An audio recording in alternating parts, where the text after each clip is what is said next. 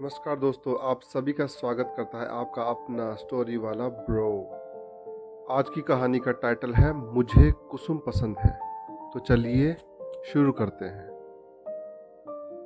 जयपुरा गांव में पली बड़ी कुसुम ने 12वीं की परीक्षा पास कर ली थी। आगे की पढ़ाई के लिए घर से 18 किलोमीटर दूर जिला मुख्यालय की कॉलेज में भेजना माता पिता ने ठीक नहीं समझा। कदाचित कॉलेज की पढ़ाई के लिए भेज भी देते, लेकिन उस शहर में कोई संबंधी और कोई रिश्तेदार नहीं था। कुसुम के पिताजी स्कूल में अध्यापक थे और माताजी गृहिणी थी। छोटा भाई दिनेश 9वीं कक्षा में पढ़ रहा था। कुसुम की कॉलेज जाने की इच्छा थी, लेकिन परिस्थितियों के आगे वह भी विवश थी। आखिरकार घर वालों ने तय किया कि वह बीए की पढ़ाई प्राइवेट से करेगी। कुसुम सुंदर और समझदार लड़की थी। माँ कौशल्या ने उसे घर के सभी काम सिखाए थे। वह खाना बहुत ही अच्छा बनाती थी। घर के दूसरे काम भी उसे बहुत अच्छी तरह से आते थे। बीए का पहला साल कुसुम ने अच्छे नंबरों से पास किया। अब उसके रिश्ते के लिए लड़के वाले आने लगे थे। लड़के और उनके घर वाले कुसुम को पसंद करते, लेकिन उसके 12वीं पास ही होने के कारण बात वहीं ठहर जाती। कुसुम के लिए अब तक 3-4 रिश्ते आ चुके थे, लेकिन कुसुम का कम पढ़ा लिखा होना रिश्ते में बाधक बन रहा था। कुसुम की पढ़ाई जारी थी। वह बीए करने के बाद बीएड करने का विचार कर रही थी, ताकि एक अध्यापिका के रूप में जीवन व्यतीत कर सके। समय गुजरता गया। कुसुम ने बीए की परीक्षा सेकंड डिवीजन से पास की। इस दौरान कुसुम के लिए एक रिश्ता आया। लड़का महेश स्कूल में लेक्चरर था। बातचीत आगे बढ़ने लगी। एक दिन लड़के वाले कुसुम को देखने आए।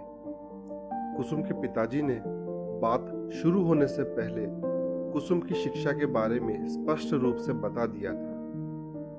हमारी कुसुम घर के काम काजों में निपुण है, जिम्मेदार और समझदार है, लेकिन बीए ही है, कुसुम के पिताजी ने बताया। हाँ, कुसुम दिखने में सुंदर और गुणवान लड़की है, लेकिन आज एक लड़की को पढ़ा लिखा होना बहुत जरूरी है। कभी नौकरी करनी पड़ी तो बीए से तो काम नहीं चलेगा, महेश के पिताजी ने कहा। आप सही कह रहे हैं। कुसुम अब बीएड करने का विचार कर रही है।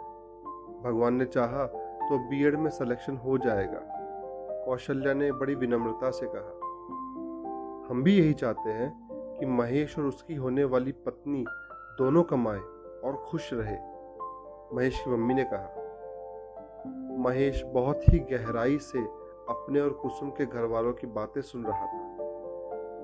पहले तो वह यही चाहता था कि लड़की अच्छी पढ़ी लिखी हो, लेकिन पहली ही नजर में उसे कुसुम पसंद आ गई थी।